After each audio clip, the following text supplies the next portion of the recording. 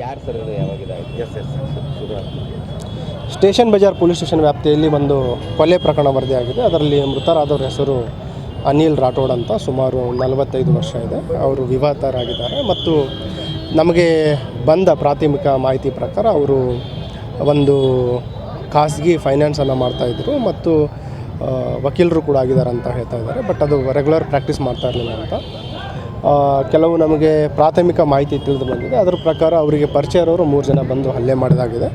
ಈಗ ಅದ್ರ ಬಗ್ಗೆ ಈಗ ಆಲ್ರೆಡಿ ನಾವು 3 ವಿಶೇಷ ತಂಡಗಳನ್ನು ಮಾಡಿದ್ದೀವಿ ACPಗಳ ನೇತೃತ್ವದಲ್ಲಿ.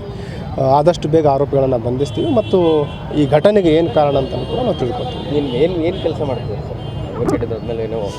ಬೇಸಿಕಲಿ ಪ್ರೈವೇಟ್ ಫೈನಾನ್ಸ್ ಮಾಡ್ತಾಯಿದ್ರು ಅಂತ ಇದೆ ಮತ್ತು ಇದೇ ಸ್ಟೇಷನ್ ಬಜಾರ್ ಸ್ಟೇಷನ್ ಲಿಮಿಟ್ಸಲ್ಲಿ ವ್ಯಾಪ್ತಿಯಲ್ಲಿ ಅವರು ವಾಸವಾಗಿದ್ದಾರೆ ಮತ್ತು ಅಪರಾಧದ ಹಿನ್ನೆಲೆಯನ್ನು ನಾವು ಕಲೆ ಹಾಕಿದಾಗ ಯಾವುದೂ ಅಪರಾಧ ಹಿನ್ನೆಲೆ ಇಲ್ಲ ಮತ್ತು ಯಾವುದೂ ಇವ್ರ ಮೇಲೆ ದೂರ ಆಗಲಿ ಇವರಿಂದ ದೂರ ಆಗಲಿ ಯಾವುದೂ ಸ್ಟೇಷನಲ್ಲಿ ದಾಖಲಾಗಿದೆ.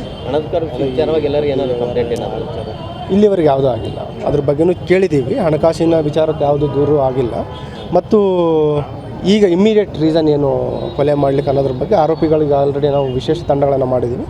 ಆದಷ್ಟು ಬೇಗ ಆರೋಪಿಗಳನ್ನು ವಶಪಡಿಸ್ಕೊತೀವಿ ಮತ್ತು ಕೊಲೆಗೆ ಇಮ್ಮಿಡಿಯೇಟ್ ರೀಸನ್ ಏನಂತ ತಿಳ್ಕೊತೀವಿ. ಹರಿತವಾದ ಆಯುಧಗಳಿಂದ ಹಲ್ಲೆ ಮಾಡಿದ್ದಾರೆ. ಕೆಲವು ನಮಗೆ ವೈಜ್ಞಾನಿಕ ಸಾಕ್ಷಿಗಳು ದೊರೆತಿದೆ. ಅದರ ಮೇರೆಗೆ ನಾವು ಪ್ರಾಥಮಿಕವಾಗಿ ನೋಡಿದ ಪ್ರಕಾರ 3 ಜನ ಅವರಿಗೆ ಪರಿಚಯ ಇರುವ ಆರೋಪಿಗಳು ಬಂದು ಹಲ್ಲೆ ಮಾಡಿರೋ ರೀತಿ ಇದೆ. ಆದರೂ ಕೂಡ ಅವರಿಗೆ ಬೇರೆ ಯಾರಾದರೂ ಸಹಕಾರ ನೀಡಿದಾರಾ ಅಥವಾ ಬೇರೆ ಯಾರು ಉದ್ದೇಶ ಇದೆ ಅನ್ನೋದ್ರ ಬಗ್ಗೆಯೂ ಕೂಡ ನಾವು ತನಿಖೆಯನ್ನು ಮಾಡ್ತೀವಿ. ಈ ಹಂತದಲ್ಲಿ ಯಾವ ರೀತಿ ಮಾಹಿತಿ ಹೇಳಲಿಕ್ಕಾಗಲ್ಲ. ಆರೋಪಿಗಳ ಒಂದು ಬಂಧನದ ನಂತರ ಅವರ ಒಂದು ವಿಸ್ತೃತವಾದ ವಿಚಾರಣೆಯಿಂದ ಏನೇನು ಕಾರಣ ಇದೆ ಮತ್ತು ಇವರಿಗೆ ಆರೋಪಿಗಳಿಗೆ ಮತ್ತು ಏನು ಮೃತರಾಗಿದ್ದಾರೆ ಅವರಿಗೂ ಕೂಡ ಏನಾದರೂ ಇತ್ತೀಚೆಗೆ ಏನಾದರೂ ಭಿನ್ನಾಭಿಪ್ರಾಯ ಆಗಿತ್ತಾ ಅಥವಾ ಜಗಳ ಆಗಿತ್ತಾ, ಹಣಕಾಸಿನ ವಿಚಾರ ಇದೆ ಅಥವಾ ಎಲ್ಲ ಆಯಾಮಗಳಲ್ಲಿ ನಾವು ತನಿಖೆ ಮಾಡಲಿಕ್ಕೆ ನಿರ್ದೇಶನ ನೀಡಿದ್ದೀವಿ. ಆದಷ್ಟು ಬೇಗ ಆರೋಪಿಗಳನ್ನು ಬಂದಿದೆ. ಅವರು ಕಚೇರಿ ಥರ ಕಾಣಿಸ್ತಾ ಇದೆ. ಘಟನೆ ಆದಾಗ ಒಬ್ಬನೇ ಇದ್ದರು ಕಚೇರಿ. ಕೆಲವು ಇದ್ರ ಪ್ರಕಾರ ನಮಗೆ ಅವ್ರಿಗೆ ಪರಿಚಯ ಇರೋರೇ ಮಾಡಿದ್ದಾರೆ ಅಂತ ಹೇಳ್ತಾ ಇದ್ದಾರೆ. But anyway we will investigate in all the angles.